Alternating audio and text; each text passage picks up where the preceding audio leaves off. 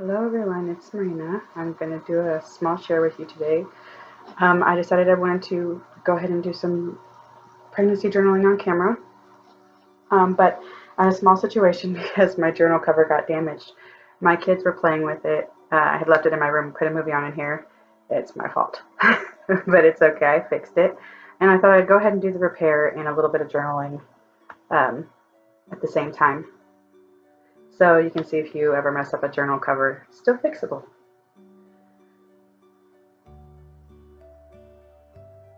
So what I'm going to do is I'm just going to I'm going to take out a few things and kind of just do whatever feels right or whatever, I'm feeling inspired by. I'm just going to get a few cutouts and I guess just kind of lay them over the damaged area. And this works really well for, I guess, a journal cover like mine, which I love covers like this because you can just go crazy and do whatever comes to mind.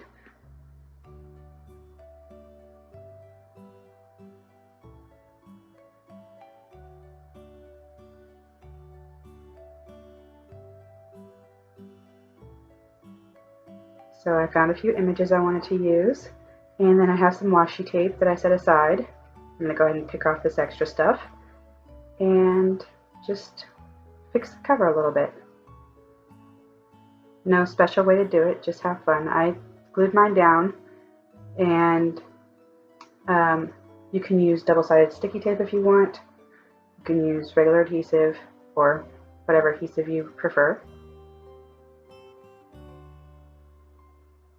There are a number of effective adhesives. When I use glossy accents, I like to have some tissue, not tissue, paper towels. I like to have some paper towels kind of on standby in case I use a little too much, because if it stays on the glossy accents, if it seeps under it, it stays all shiny and I really don't like that. So I like to have it so I can just wipe it off really quick.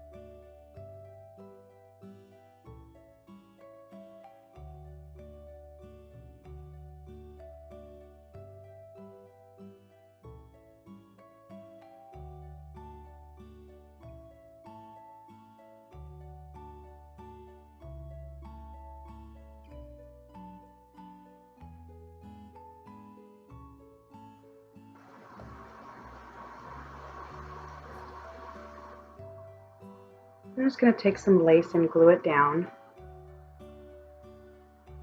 I love the lace look with paper, it's so pretty.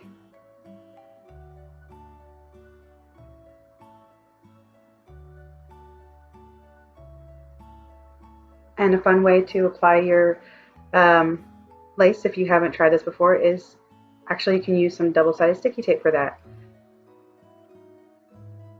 Sometimes the glue takes a little long to dry and I don't feel like waiting, or sometimes the glue will seep through and I don't like how that looks.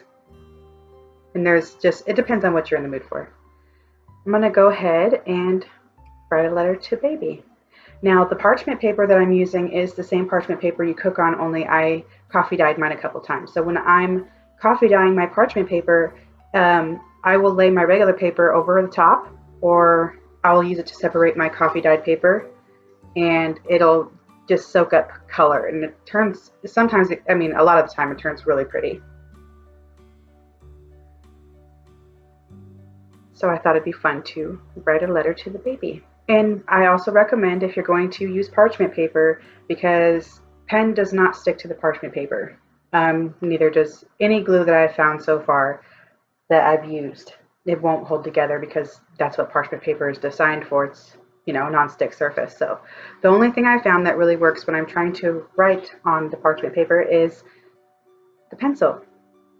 And if you want to, when you're done writing in pencil, you can go ahead and go over it with a sealant spray or something to make sure that the pencil doesn't rub off or come off later. I didn't do that in this video because, you know, I'm pregnant. I don't want to have any fumes. So I'm gonna do that later.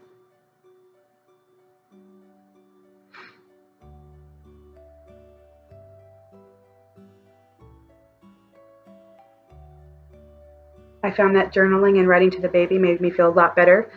I actually been in like a lot of pain, as I've said. So, and then I fell down the stairs. So I went to the doctor. Everything's fine. Baby's fine. And other than pain, I'm just gonna be starting physical therapy. But I found that this helps me a lot to write to the baby. I was actually thinking of doing a thing where I write to all of my kids because I have journals for all of them that I want them to be able to look back on later. So this journal is a pregnancy journal, but I'm also going to be including my other 3 kids in it as well. It'll definitely help fill it up because I made this journal extremely big.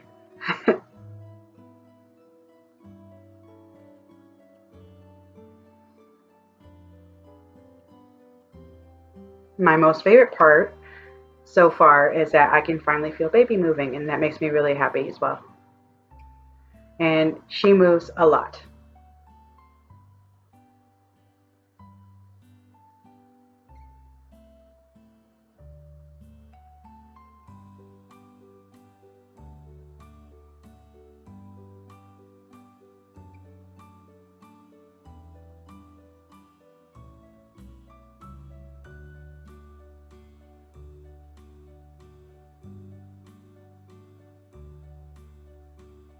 So after this, I was thinking I was going to add some more. I'm not going to add anything to the other side of the parchment paper because it's see-through. I might clip something on there, but I don't want to write on both sides and have it like blend together. I don't know if that'll happen, but so I'm going to go ahead and do just a little fun thing, how far along I was when I did this. That was 2 weeks ago. And, or not 2 weeks, I guess it was about a week ago. And then I'll go ahead and write down my cravings. And the markers that I'm using are chalk markers. They're liquid chalk markers, and they're really cool because you can write on you can write on many surfaces and it'll just wipe off. I got this sticky, it's like a sticky notes, like it's sticky like that, but it's chalkboard paper, and you just peel off the back and you can stick it to the wall, or you can stick it to anything really, but it's chalkboard paper, and these are really fun to write with. I write myself notes, like, because I forget a lot of stuff. Just little things like what I was gonna do, or something that inspired me, or important things as well, like a doctor's appointment, because I will forget those if I don't write them down, especially if I'm in the middle of something and I don't want to put it in my planner. I use my phone for that. Now, I didn't have a bunch of crazy cravings at the beginning, and I wouldn't say these are crazy cravings. They're mostly healthier stuff, but no fast food. Yeah, last 3 pregnancies, I really love Taco Bell, but I can't eat Taco Bell this one. This one has to be an actual restaurant that has Mexican food, and I eat there all the time.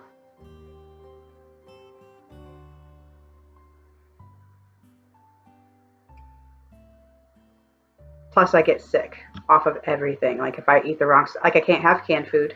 I can't have